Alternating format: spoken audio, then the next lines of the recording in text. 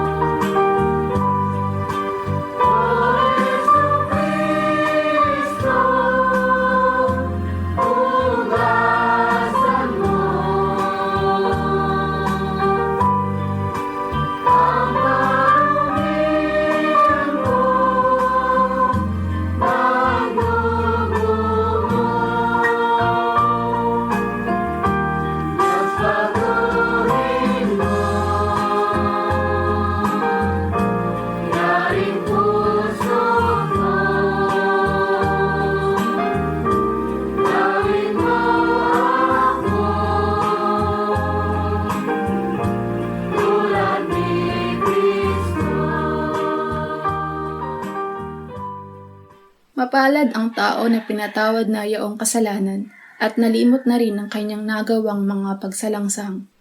Mapalad ang taong sa harap ng Panginoon ay di na pinararatangan ng kasalanan, dahilan sa siya ay hindi nanlilinlang. Noong hindi ko pa naipahayag yaring kasalanan, sa buong maghapon ako'y nananangis sa matinding lumbay. Sa araw at gabi, bigat ng kamay mo ang nararamdaman. Ano pa't wala nang nalalabi akong lakas sa katawan. Hamog ang kaparis, dagling na tayo sa sikat ng araw. Ako ay lumapit sa iyong harapan at salay inamin. Ang aking nagawang mga pagsalansang di ko inilihim. Pinagpasyahan ko ang lahat ng ito sa iyo'y idaing at aking natamo ang iyong patawad sa sala kong angkin. Mga minamahal, sinasabi sa unang Juan, Kabanata 1, Talata 9, kung ipinapahayag natin ang ating mga kasalanan, maaasahan nating ipatatawad sa atin ng Diyos ang mga ito at lilinisin tayo sa lahat ng ating kasamaan sapagkat siya ay tapat at matuwid. Salamat sa iyo, O Diyos. Pinatunayan mo ang iyong pag-ibig sa amin nang si Kristo ay mamatay para sa amin noong kami mga makasalanan pa. Ngayon ay buksan mo ang aming mga labi at kami ay magpupuri sa iyo.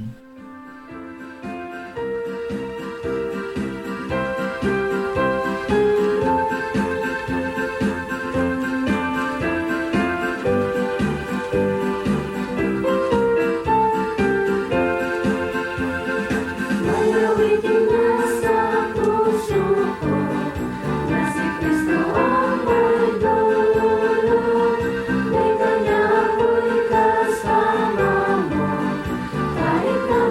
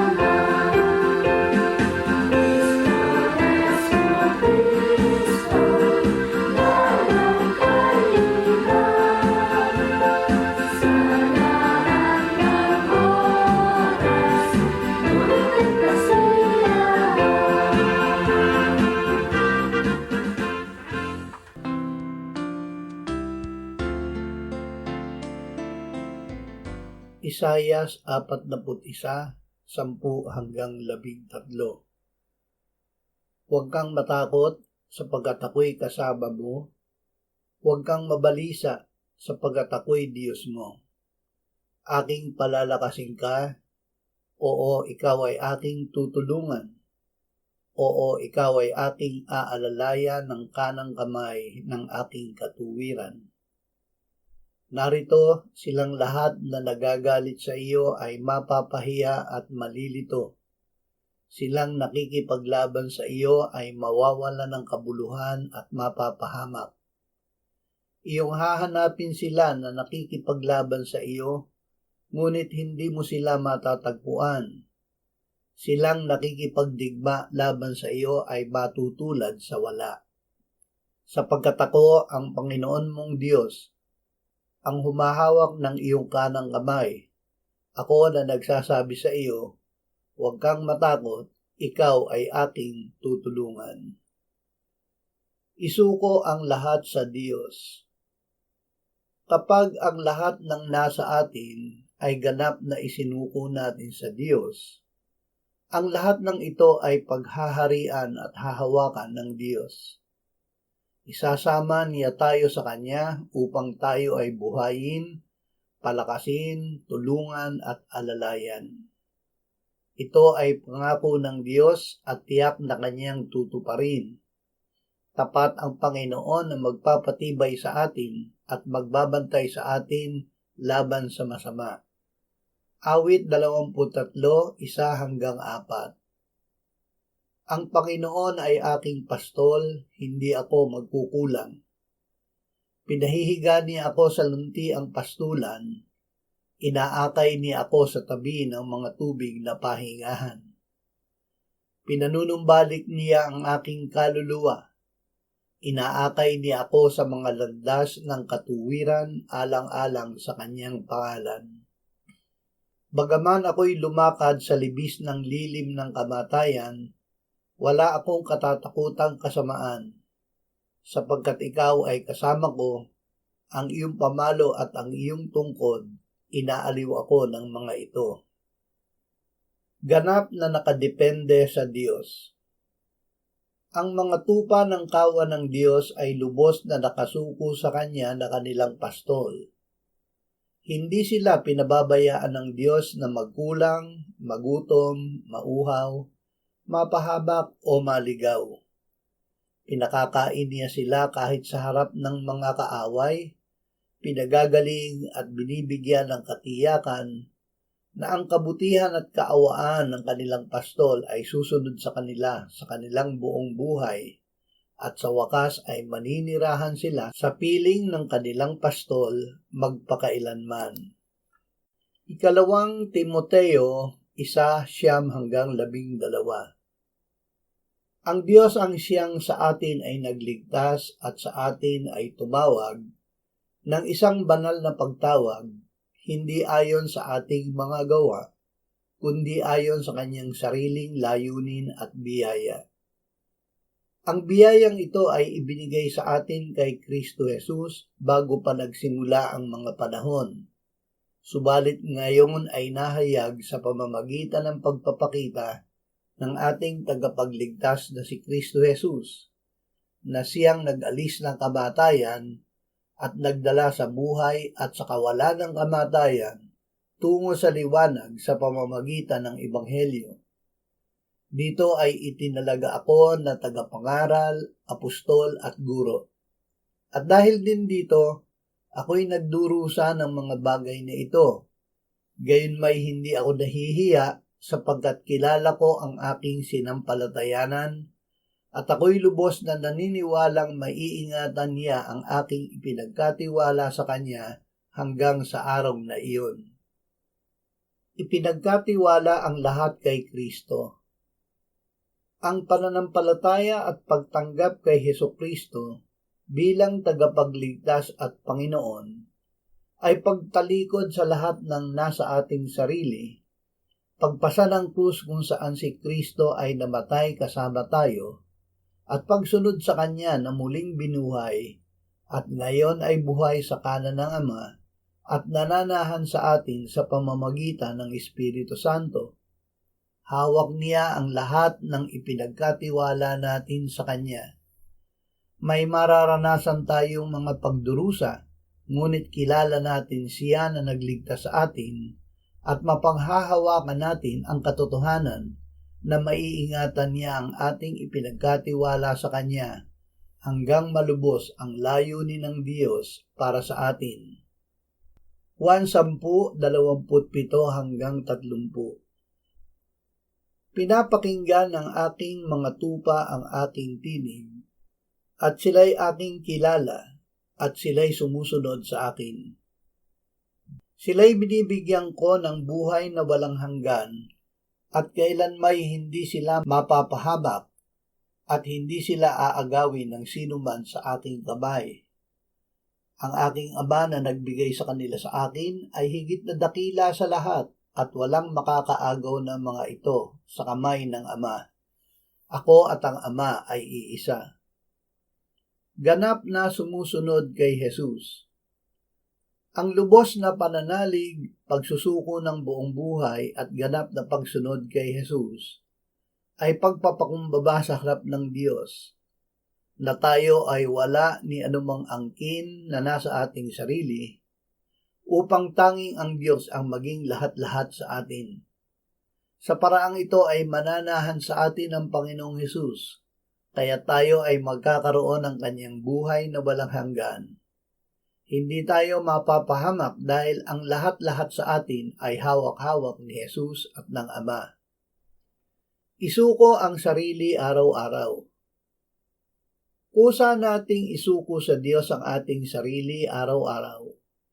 Gawin ito hindi batay sa nararamdaman o pagiging karapat-dapat natin, kundi dahil sa salita ng Diyos na mapagkakatiwalaan at ang kanyang kapangyarihang ingatan tayo.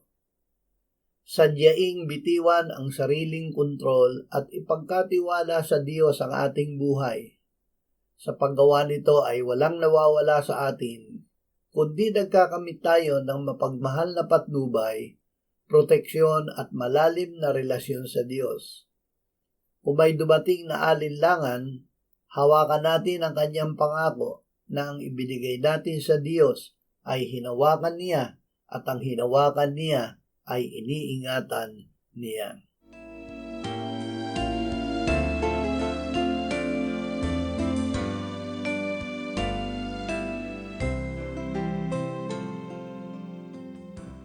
Manalangin tayo. Panginoong Hesus, sinabi mo, malibang kainin ninyo ang laman ng anak ng tao at inumin ang kanyang dugo, kayo ay walang buhay sa inyo. Ang sino mang kumakain ng aking laman at umiinom ng aking dugo ay may buhay na walang hanggan, at akin siyang muling bubuhayin sa huling araw, sapagkat ang aking laman ay tunay na pagkain, at ang aking dugo ay tunay na inumin. Siya na kumakain ng aking laman at umiinom ng aking dugo ay nananahan sa akin at ako sa kanya.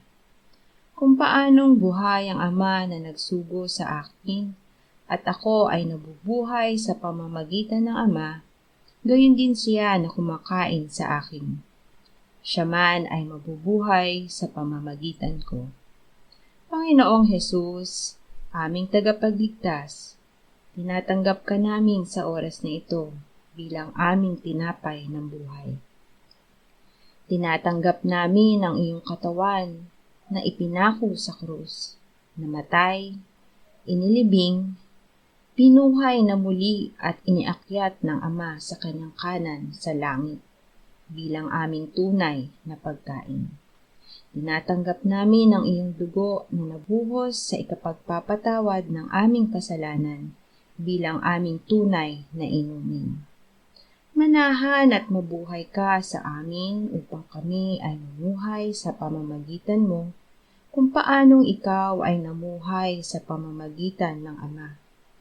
Salamat, Ama, sapagkat dahil kay Kristo, kami ngayon ay nakapamumuhay kasama mo kaisa ng Espiritu Santo. Sa iyo ang lahat ng kalwalhatian, ngayon at magpakailanman. Amen.